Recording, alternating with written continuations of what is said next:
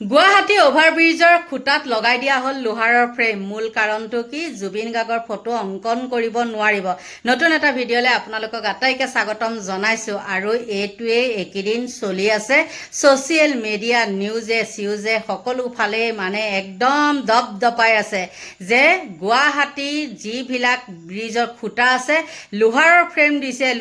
Frame দিছে কাৰণ জুবিন গাৰ্গৰ ফটো আঁকে বুলি লোহাৰৰ ফ্ৰেম দিছে। জধামূৰ্খ কিছুমানৰ হ'ল এয়া তেওঁলোকৰ নিউজ, এয়া তেওঁলোকৰ কমেণ্ট, আৰু এছামে তাতে একদম ফুটত ফুট উঠি দেখিছেনে, কিছুমানেতো ভিডিঅ'ই বনাইছে। সেই লোহাৰৰ মই যিটো থাম্বনেইলত লগাইছোঁ সেইটো দেখুৱাই পেলাই মানুহে কিছুমানে ফটোৱে বনাইছে। আচল কাৰণটো কি বাৰু? কিন্তু আমি গালি পাৰোঁ, হয়, চৰকাৰক আমি সমালোচনা কৰোঁ, কিন্তু তাতো যুক্তি অযুক্তিকৰ বুলি এষাৰ কথা আছে। আপোনালোকে গম পায় যে গুৱাহাটী মহানগৰীত ইমানেই গৰম কাৰণ তাত গছ গছনিবিলাক নাই আৰু পৰিৱেশটো একেবাৰে বেয়া হৈছে কাৰণ গেলা পচা জাবৰ জোঁথৰ কিমান পৰিৱেশ মানে বিনিষ্ট হয় আৰু তাৰ ফলত কি হয়, মানুহৰ বেমাৰ, একদম এনেকুৱা বেমাৰ। আচলতে সেইবিলাক কাৰণত জুবিন গাৰ্গৰ ফটো অংকন কৰাক লৈ পেলাই সেইবিলাক ফ্ৰেম বনোৱা নাই। সেই কিছুমান মহামূৰ্খক কৈছোঁ,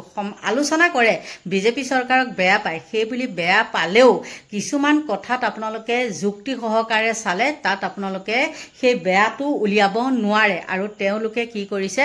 এই যে ব্ৰিজৰ ফ্ৰেমবিলাকত যে ফ্ৰেম যে দিছে, লোহাৰ ফ্ৰেম যে দিছে, কাৰণ কি, খুঁটাকেইটা তেওঁলোকে সুন্দৰকৈ ৰাখিবলৈ বিচাৰিছে, কাৰণ তাত ৰং চং দি কৰি ধুনীয়াকৈ ৰাখিবলৈ বিচাৰিছে। আৰু যাতে যিসকল তেওঁলোকে এতিয়া ফুল ৰুব, সেই ফুলখনৰ নাম হ'ল কি, গুৱাহাটী এখন মানে কি কৰিব, আটক ধুনীয়া হেৰি কৰিব দেই, আটক ধুনীয়া সুন্দৰ আৰু আধুনিক চহৰ হিচাপে গঢ়ি তোলাৰ লক্ষ্যৰে গুৱাহাটী অভাৰব্ৰিজত ভাৰ্টিকেল গাৰ্ডেন নিৰ্মাণৰ প্ৰস্তুতি চলিছে। ভাৰ্টিকেল গাৰ্ডেন প্ৰস্তুতি চলিছে, মানে অক্সিজেন দিব তেওঁলোকে সেই ফুলবিলাকে দেই, গাৰ্ডেন। এই উদ্দেশ্যে বহু খুঁটাত লোহাৰৰ ফ্ৰেমেৰে আৱৰি দিয়া হৈছে যাতে তাত লতা আৰু বিভিন্ন শোভাবৰ্ধক গছ ৰোপণ কৰিব পৰা যায়। আৰু এজন একেবাৰে মানে জনা বুজা সেইবিলাক ডিপাৰ্টমেণ্টৰে এজনে সেই কথাটো তেওঁ স্পষ্টীকৰণ দিছে। ভাৰ্টিকেল গাৰ্ডেন কেৱল সৌন্দৰ্য বৃদ্ধিৰ বাবেই নহয়, নগৰাঞ্চলত সেউজীয়া পৰিৱেশ বৃদ্ধি কৰিব, ধূলি আৰু শব্দ প্ৰদূষণ কিছু পৰিমাণে নিয়ন্ত্ৰণ কৰাত সহায় কৰিব। এই মানে যিটো যে ফ্ৰেম দিছে, সেই ফ্ৰেমটো আচলতে সেইটো কাৰণেহে দিছে। এইবিলাক কিবা কিবি ধৰণৰ আজিকালিতো ঢেৰ ফুল ওলাইছে ন, অক্সিজেন দিব পৰা, ঠিক তেনেকুৱা ফুলবিলাক ৰুব আৰু সেইটো কাৰণেহে সেইটো মানে কৰিছে। আৰু চহৰখনক অতি আকৰ্ষণীয়, মনোমোহা আৰু বাসোপযোগী কৰি তুলিব বুলি আশা কৰা হৈছে। কিন্তু পিছে কিছু সংখ্যক বৰ্তমান নামি পৰিছে অপপ্ৰচাৰত। কোৱা হৈছে যে জুবিনদাৰ ফটো অংকনৰ কাৰণে। আৰু ভাৰ্টিকেল গাৰ্ডেন সেইটো বাৰু শুনিলোঁ, আপোনালোকে জানে যদিও ক'ব, তাত চাগে হয়তো জাহা তাহা ফুল নোৰোৱে, তাত কিছুমান অক্সিজেন দিব পৰা তেনেকুৱা ফুলহে চাগে ৰুব। সেই ইফালৰ পৰা সিফালে কামুৰিছে, সিফালৰ পৰা সিফালে কামুৰিছে, সেইটো কথা আছিলে দেই। অপপ্ৰচাৰক লৈ পেলাই মানুহে এনেই অপপ্ৰচাৰ কিছুমান চলাই আছে। কিছুমান ঠাইত তেনেকৈ চববিলাকতে ফ্ৰেম দিয়া নাই, কিছু ঠাইতহে দিছে। য'ত গাৰ্ডেনখন হ'ব তাতহে কিন্তু দিছে, আপোনালোকে মন কৰিব। এতিয়া সেই গাৰ্ডেন আৰু সেই ব্ৰিজৰ ফ্ৰেমৰ কথাটো এতিয়া বাদ। তাৰপিছত আহি গ'ল কি, আজি দেখিলোঁ কি, আপোনালোকেতো দেখিয়ে আছিলে, যেতিয়াই নেকি আমাৰ গিগাই চৰ্দাৰ মানে জয়ন্ত মল্লৱ বৰুৱাক এইবাৰ মুখ্যমন্ত্ৰীয়ে দিছে, মুখ্যমন্ত্ৰীয়ে বন বিভাগটো দিয়াৰ লগে লগে তেওঁ একদম একশ্যন মুডত কি কৰিছে, নলবাৰীৰ পৰাই আৰম্ভ কৰিছে। এইবিলাক আচলতে তেওঁলোকৰ মিলিজুলি অংক দেখাইছে। মই মোৰ নিজৰ সমষ্টিতে কি কৰিছোঁ, কাঠফলা মিলবিলাক মই এনেকুৱা কৰিছোঁ, হয়তো তেওঁলোকৰ লগত গোপন চুক্তিও কৰিব পাৰে, সেইবিলাক দেখাব পাৰে কেমেৰাৰ আগত, তেওঁলোকে সেইবিলাক দেখাব পাৰে যে মই ইমান এইটো মিল ভাঙিছোঁ, সেইটো মিল ভাঙিছোঁ। কিন্তু ইয়াৰ অন্তৰালত কি আছে জানেনে, কমিশ্যনৰ অংক। সেইবিলাক মিল আকৌ আকৌ উঠিব সেইবিলাক এনেই দেখাইছে যে ইমান টকা দিম তহঁতক ইমান টকা মোক দে এনেকুৱা টাইপৰ আৰু মানে মিলি জুলি বুজি পাইছে নহয় ইফালেও মিলি জুলি সিফালেও মিলি জুলি আৰু সেই মিলি জুলিয়ে সেইবিলাক অংক কৰি পেলাই তেওঁ সেইখন কাম কৰিছে আৰু খুব একদম মানে হেৰি দেখাই আছে মানে এক্সপাৰ্ট দেখাই আছে যিমানে এক্সপাৰ্ট দেখাব সিমানেই কিন্তু 2 নম্বৰী মুঠতে কমিশ্যনৰ অংকত এইবিলাক কৰি আছে আৰু সেই তাৰে আপোনালোকক সেইদিনাখন মই কৈছিলোঁ যে এইবিলাক কোনো ভুৱা বুলি কৈ আছিলোঁ যে তাৰে আজি প্ৰমাণটো আপোনালোকক মই দিম দেখিছে আগৰ বালি হওক শিল হওক এইবিলাকতো আৰু বন বিভাগৰ আণ্ডাৰতেই নহয় জানো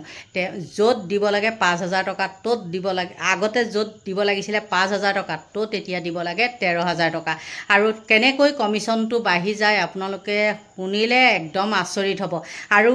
এতিয়া কি হৈছে মানে বম ফাষ্ট হৈ গৈছে বম ফাষ্ট তেওঁলোকে যে কৈছিলে এইটো কৰিব নোৱাৰিব সেইটো কৰিব নোৱাৰিব বহুত অজুহাত দেখাইছিলে বহুত নিয়ম কানুন দেখাইছিলে কিন্তু সেই নিয়ম কানুনৰ এতিয়া বহিত প্ৰকাশ ঘটিলে এচাম ওলাই আহিছে যি নেকি এইবিলাকৰ লগত জড়িত শিল বালি হেৰিৰ লগত কয়লা চয়লা এইবিলাকৰ লগত জড়িত সেইবিলাক এতিয়া ওলাই আহি তেওঁলোকে প্ৰতিবাদ সাব্যস্ত কৰি পেলাই তেওঁলোকে লিষ্টত মাতি গৈছে এখন ক'ত কেনেকৈ কেইটকাকৈ দিব লাগে তেওঁলোকে মাতি গৈছে কিন্তু আমি অৰুণাচলৰ পৰা কিনি আনিছোঁ 100 টকা জয়ন্ত মল্ল বৰুৱাক আমি কিমান টেক্স দিব লগা হৈছে 200 টকা তো সৰ্বসাধাৰণ ৰাইজে ইয়াত পেঙেৰি অঞ্চলত যিমান ৰাইজ আছে তেখেতলোকে নতুন এটা ঘৰ বনাব লৈছে এই ঘৰটো বনোৱাৰ নামত তেখেতলোকে একদম চেইন গেটৰ আগত পাইছিলে 5,000 টকাত এতিয়া তেখেতলোকে কিমান ভৰিব লাগিব 13,000 টকা 13,000 টকাটো কমেই হৈছে তো সেই গতিকে এনেকুৱা শোষণ নীতি জয়ন্ত মল্ল বৰুৱা আগৰ গৰু চুৰজনে বৰ্তমান শিল চুৰ কৰিব আহিছে এইবোৰ কাৰ্য বন্ধ কৰক আৰু এটা কথা স্পষ্টকৈ ইয়াৰ পৰা কৈছোঁ ফৰেষ্ট ডিপাৰ্টমেণ্টক আমি বাৰম্বাৰ জনাই আছোঁ কিন্তু আমি অৰ্থ একো খোৱা নাই সেই গতিকে আমি টেঙেৰি আজি 2ঘণ্টীয়া কাৰ্যসূচী লৈছোঁ পথ অৱৰোধ কাৰ্যসূচী আপোনালোকক আমি ইয়াৰ পৰা জনাইছোঁ আমি ছ'চিয়েল মিডিয়াতো জনাইছোঁ অতি সোনকালে বন মন্ত্ৰী জয়ন্ত মল্ল বৰুৱাই এই আইনখন উঠাই লওক যেতিয়ালৈকে আমি যোৱা এমাহৰ আগলৈকে আমি 152 টকা অসমৰ ৰেভিনিউ দি আছিলোঁ তেতিয়ালৈকে ঠিক আছিলে তেতিয়া বন বিভাগৰ কিবা ক্ষতি হৈছিলে নেকি তেতিয়াতো বন বিভাগ ভালকৈ চলি আছিলে ডাম্পাৰসমূহ ভালকৈ চলি আছিলে কিন্তু এতিয়া বন বিভাগত সেই 52 টকা দিও আকৌ 300 টকা দিছোঁ আৰু 300 টকা দিও পাৰ চেমত দাদাগিৰি ফিজ দিছোঁ জয়ন্ত মল্ল বৰুৱাক পাৰ চেমত এক চেম আমি চেংগেবেল কিনি আনো অৰুণাচলৰ পৰা 100 টকা লিগেলি কিনি আনো লিগেল প্ৰাইচ 100 টকা কিন্তু জয়ন্ত মল্ল বৰুৱাক আমি দিব লাগে 200 টকা গুণ্ডা দাদাগিৰি টেক্স গতিকে গৰু চোৰা পইচা নুজুৰিছে নেকি তেখেতক মাছৰ চিণ্ডিকেটৰ পইচা যোৰা নাই নেকি ব্ৰইলাৰ চিণ্ডিকেটৰ পইচা যোৱা নাই নেকি চুপাৰী চিণ্ডিকেটৰ পইচা যোৰা নাই নেকি আমাৰ এই নিবনুৱা ল'ৰাসমূহে এখন ডাম্পাৰ কিনি এইখন ডাম্পাৰ চাওক এই ডাম্পাৰখনত 60,000 টকা ইনষ্টলমেণ্ট দুটা পৰিয়াল ইয়াত চলি আছে এটা ড্ৰাইভাৰৰ পৰিয়াল এটা হেণ্ডিমেনৰ পৰিয়াল আকৌ তাৰ পৰা ক'ৰবাত অনুষ্ঠান পাতে সেই অনুষ্ঠানবিলাকতো এই দুখীয়া ল'ৰাজনে সহায় কৰিব লগা হয় কিবা এটা দি আৰু তাৰ নিজৰ পৰিয়ালটো আছেই আকৌ লোনটো আছেই এইখিনি কি আমাক জয়ন্ত মল্ল বৰুৱাই দিব নেকি আমি যদি ইনকমৰ এক গাড়ী চেনগেভেল বিক্ৰী কৰি আমি 3,000 টকা পাওঁ গাড়ী ভাড়া উইথ গাড়ী ভাড়াৰ সৈতে তাৰে যদি আমি 2,000 টকা জয়ন্ত মল্ল বৰুৱাক দিওঁ আমি 1,000 টকা 500 টকা ড্ৰাইভাৰজনে লয় 300 টকা হেণ্ডিমেনজনে লয় 200 টকা আমি কি ঘণ্টা পূজা কৰিম 200 টকা লৈ আগৰবাতি কিনিবলৈ 200 টকা ভাল আগৰবাতি এপাকেট নাপায় সেই গতিকে আমি কাৰ্যসূচী হাতত লৈছোঁ যেতিয়ালৈকে উঠাই নলয় আমাৰ আন্দোলন আৰু ভয়ানক হৈ যাব আপোনালোকে নিশ্চয় দেখিলে সেই প্ৰতিবাদটো বুকুতে এখন বেনাৰ লৈ তেওঁলোকে কেনেকৈ প্ৰতিবাদ সাব্যস্ত কৰিছে আৰু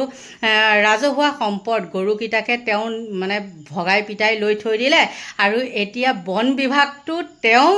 ইমানখিনি হোৱাৰ পিছতো মুখ্যমন্ত্ৰীয়ে তেওঁকে বন বিভাগটো গতাইছে গতিকে আপোনালোকে কি বুজিব বাৰু মানে হাতে পাছে 12 পাছে হাতেও 12 এয়াই হ'ল জয়ন্ত মল্ল বৰুৱাৰ কি বুলি কয় একশ্যন মুড বুলি কয় যে একশ্যন মুড এইটোৱে গম পালে নহয় মানে বম ফাষ্ট হৈ গ'ল আৰু ফাষ্ট কৰিলে কোনে এই ব্যৱসায়ীসকলে আপোনালোকৰ পৰা লৈছোঁ বিদায় বাই বাই